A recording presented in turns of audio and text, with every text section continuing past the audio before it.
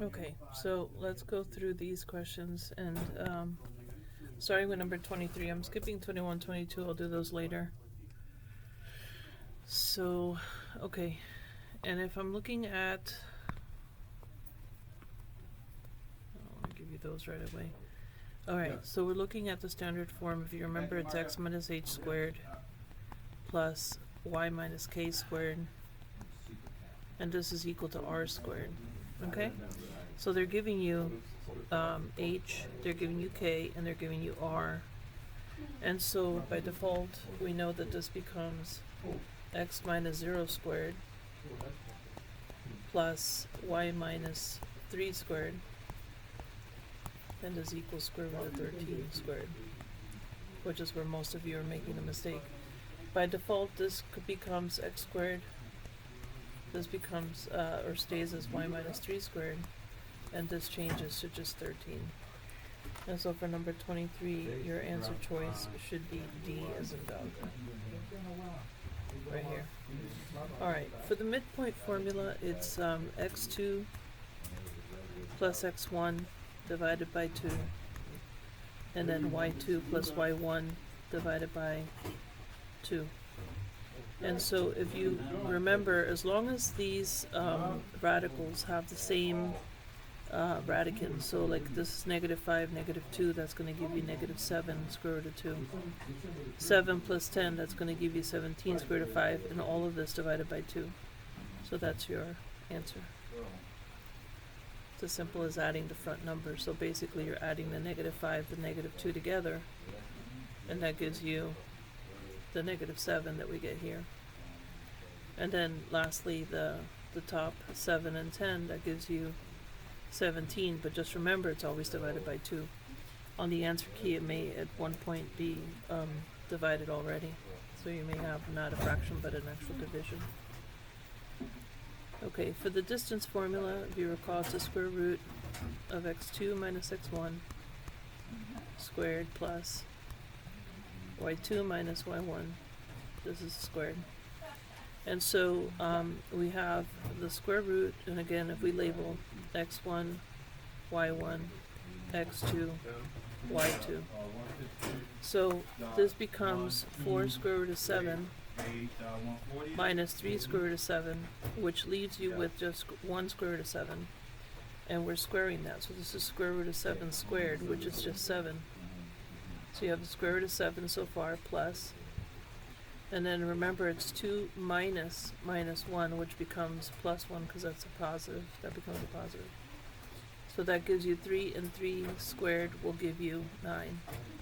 What you really have is a square root of 16, which gives you 4 for your answer for number 25. Alright, numbers 26 and 27 are very easy. You just have to remember, when you look at this, think of it like inner layer, outer layer, in a sense. So if I'm looking at this piece, I'm looking at this as the inner layer. So I could put like a little imaginary x over it, and so I know that by default that means that my f of x is going to be my x squared.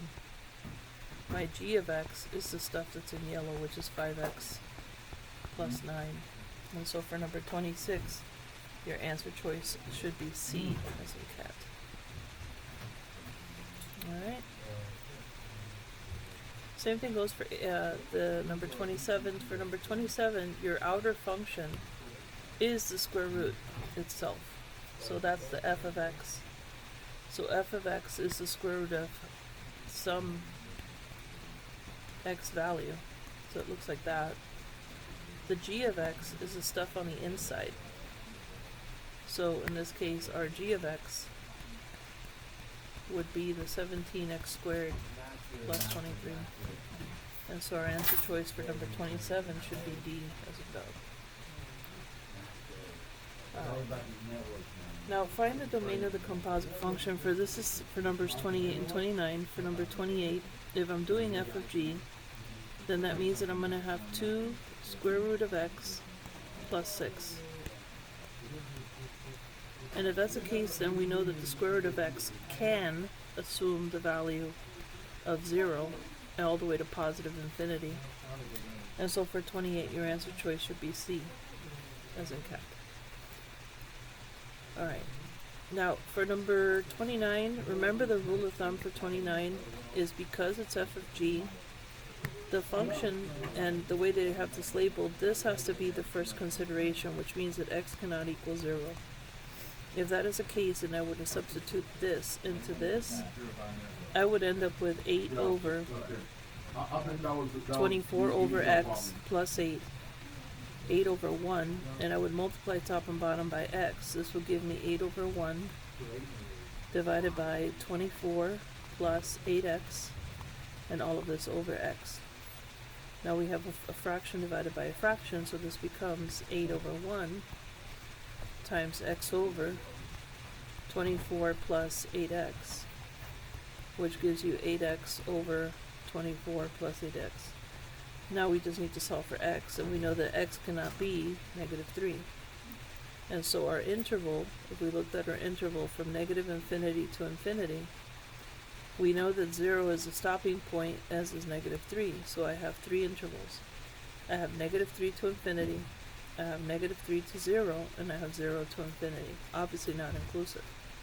Your answer choice for 29 should be B. Alright, and lastly, number 30. Number 30 is actually very easy if you read it correctly. A lot of students read this as f of g. It's not. It's g of f. Alright, so we would, since this is g of f, we would do this. This is our g of x function. All of this is going to go in here. This is the 4x squared plus 5x plus 4. A little bit of algebra, you find the answers right here. Just distribute, and don't forget to deal with the 5. Okay, and I'll stop this right now. Make sure that we have enough room for the video.